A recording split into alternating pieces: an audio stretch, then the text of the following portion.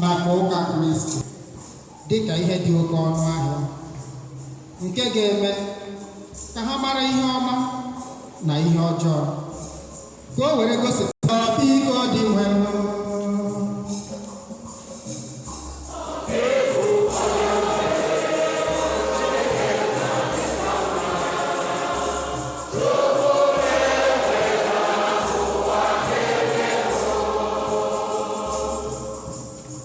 maka ndị na-ede akwụkwọ na ndị na-ede abụ,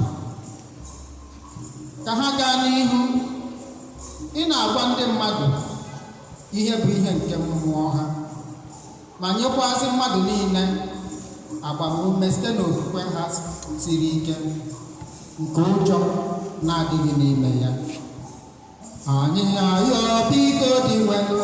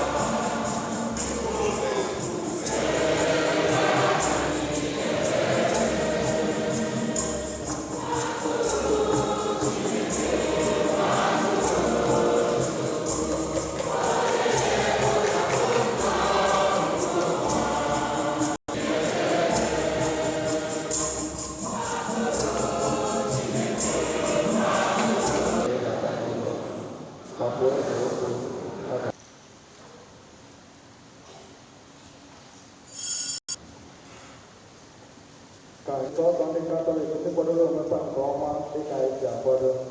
restriction of Holy Communion, for that is only who are prepared and registered by religion. This is the portable to one able to go.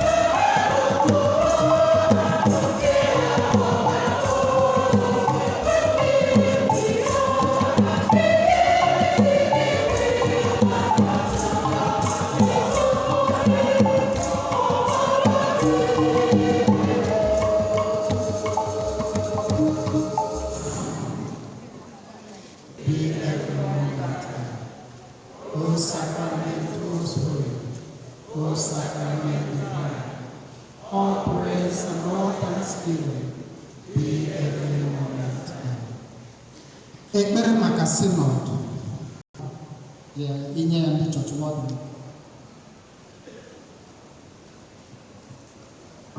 Zone 6 ụmụ ezigbo na-azọta na public. Na-anabata ọnụ na-ejeghị ịkpara oke the protocols bụ the chief host Honorable Engineer Dominic Okafor.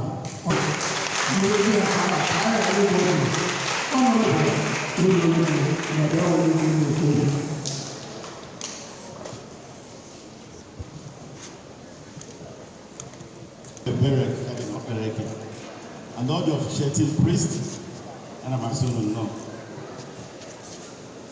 The Speaker of the Federal House of Representatives of the 10th National Assembly, Right Honorable Tajuddin Abbas, PhD, who is ably represented in this function by the Special Assistant on Legislators for Southeast, Honorable Budile Zawangwa. Our solution governor, he prefers to be called Mr. Governor. I usually find it very difficult to use that word. Professor Chukwuma Charles Soludo, CFR. Governor Nememma, Governor Alola and Fire. And Odozi Akiawu, Her Excellency, Dr. Frances Nonye Soludo. As now, behind every successful man is a woman. na ndị na-eso gọvanọ wee bịa Prọfesọ Silva Ifemeje, Commissioner for Attorney, onye nke nwanne anyị nwanyị ekene gị. Ọ dị mmadụ na-abụghị represent ndị Agụata Anambra State House of Assembly ka bidogodo na onye nke ka nọ nso ọ dịpụta onye bụ ike biko fee ndị ụka aka. Agụata constituency 2 Tony Mobike bụ onye ụmụọna onye nke na-akị ahụ ọrịa bụ anaghị ọkpalike anaghị onye represent Agụata constituency 1 onye achịrị onye nọzi n'aka nne ya bụ our very young and vibrant innovative transition chairman Dr. Chibeze Ofobike.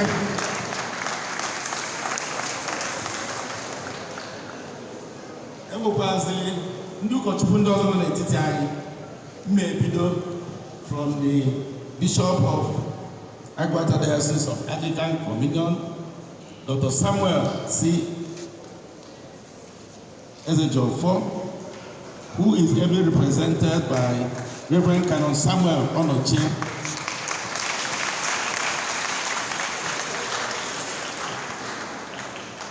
The method only represented Reverend Peter Okafor, Wesley Methodist Church in Gugu, Gofelin Dukaka,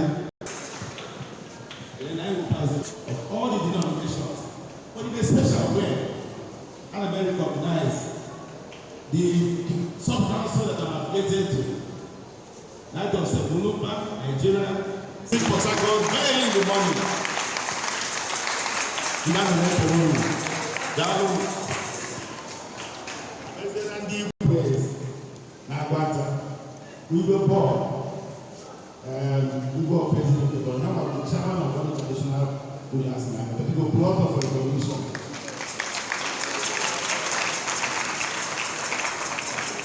I'm making a sure you know, but in a special way, I'm making the youngest people in your midst to give you to the three of the group.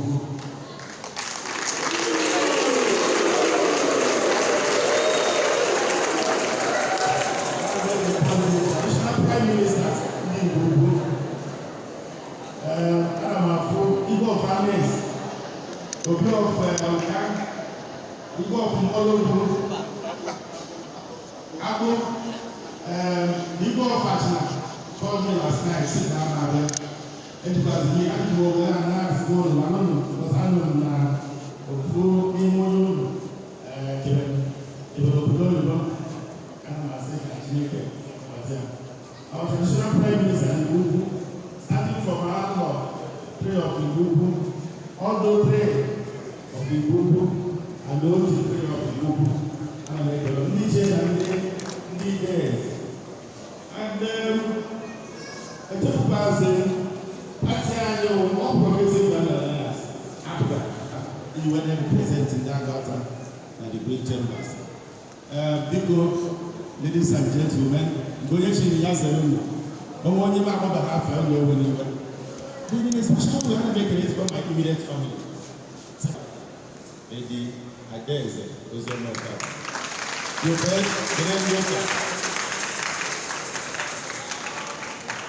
and my little girls, Uma and Kamde, the elder ones in our school, Henry Giga and I, and then my siblings. Only the Marine don't like the father of is the John Paul of Tafo, Ben Nachende, my elder sister and the rest of my siblings. And what you know, assurance in their battle. Do not make a mistake. Or if President General, you go in a cover and the Mr. Lincoln, President of People na PG of all PGs, PG of Agos, people never knew. So the two today, one of our sons in the Agata, I don't know, I'm happy now, the new, we're going to Charlie, who is very hardworking. Of course, Unuma Governor, Charles Kuma Terudo, Talimamba is a no nonsense man. The woman they represent, I'm very proud. No, my constituents. Each time when I'm at the house, they go major women producer, and the governor is my consequence. As you know, I want to tell you for all your support. I will not let you down.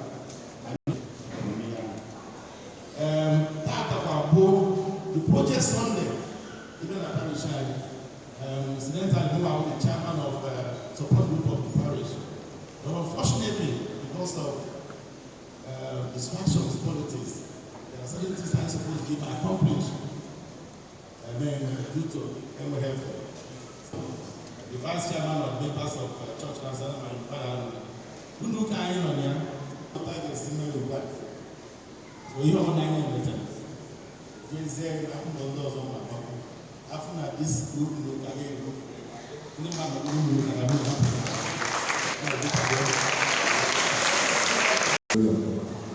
so I'm making a long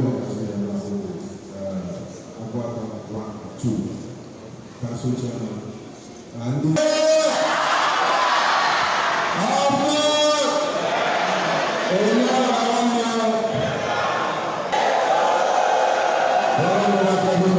right for them to start to be passed.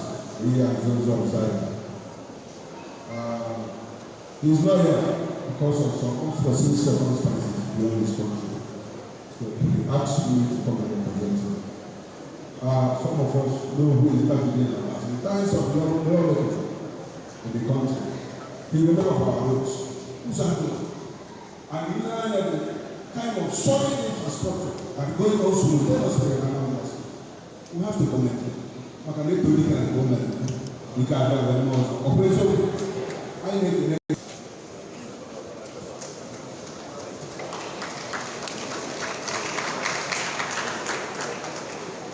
Christi. Oh, the third religious of Christi. Oh, I got my God up together. Your Eminence, the Upatubuaina, I can have one of the Baye can have one. I'm going to go where they are, but of course, they recognize my wife, the First Lady of Anambra. I can't now be a money, Ija and I are very special to us. Now, money as well. No home now, but I think the last two.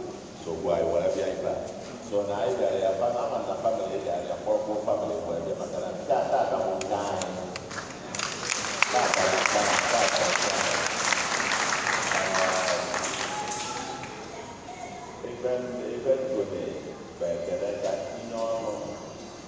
the parish priest, the cardinal, the parish priest, and a dog. Makana Edra, I am the friend, the honorable Amana, if a title, Dana Bakuya, or a dog of the Adon or Gama, who stop, oil branded, upon honorable. The Omalaya because in the appointment SN, and you're an SN, see why, Garibi Gabo, also not just. The boy SA one day, but the other honorable. The other honorable Nabia. So now, I'm a mechanic for so I want to do honorable Ebedina. I will buy a young appointment here, Magistrate Town, honorable for the honorable or SA or EN or SSA or on a house or another. Anyway, if I'm there, I will say, guys on yellow. No. No.